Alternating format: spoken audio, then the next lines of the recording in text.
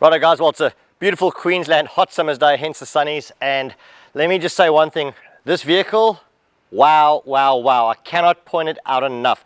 It's almost like one of those barn finds, and I must say this is what gets me excited about the four-wheel driving market.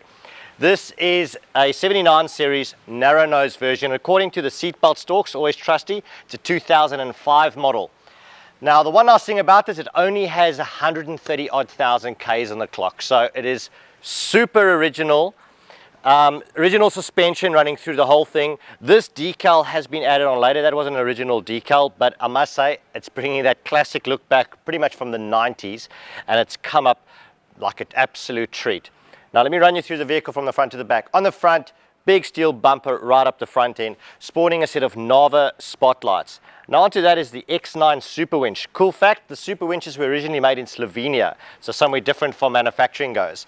Other than that, we have the Sunraiser white rims, as you can see, the steel rims, standard suspension, and wrapped in a set of 32-inch Bridgestone Jeweler all-terrain tires. So hasn't gone up in the suspension, tires are still pretty small, and I must say for this engine, this is the 1HZ 4.2 diesel, non-turbo. This tire combination will be great, just going to give it a little bit of extra power that you might need.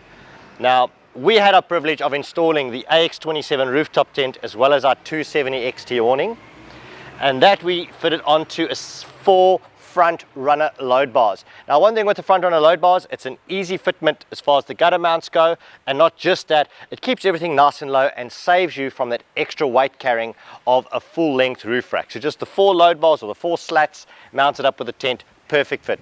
So let me show you up the back of this thing. Now getting onto that, this car is so original still that it's still got its original tape player on the inside for those cassette tapes, and our customer is busy stripping the entire unit out, so not too much to see on the insides. The unit's been gutted, and I'm pretty sure there's going to be some soundproofing laid in, and I'm hoping to see it when it's done, but to see how interesting the internal conversion will be.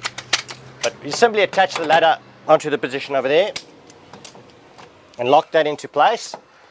You can easily climb up the tent.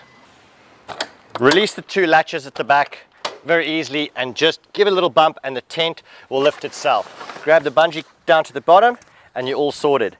Now in this tent we've actually fitted a spring rod razor bracket over there, or the adapter bracket, and that's just to lift it above any awning. So example, giving the customer future adjustability if he did want to lift the awning up into a higher position. However, on the troop carriers we generally turn the awning to tent fitment brackets facing down, just bringing that awning down a bit. Now as you will see, next up as well, especially when fitting the awning, I'll just quickly pop that last. There we go, that's all sorted out. And move the ladder now to the side. Now you can side enter or rear enter the rooftop tents, and I will attach this onto the side ladder bracket like that. So that's now out of the way. Now as far as the awning goes, 270 XT awning, and the reason why we went for the XT is that our XT awning offers more shade coverage over the rear of the vehicle. Being a troop carrier, you'll be generally working out the back, so instead of going with the full max awning, the XT is great and probably really well suited to the troop carrier design. Now bringing this all the way around, just simply walking it around, attaching it to the Bush Company strap hook bracket on the tent, and then tensioning it up.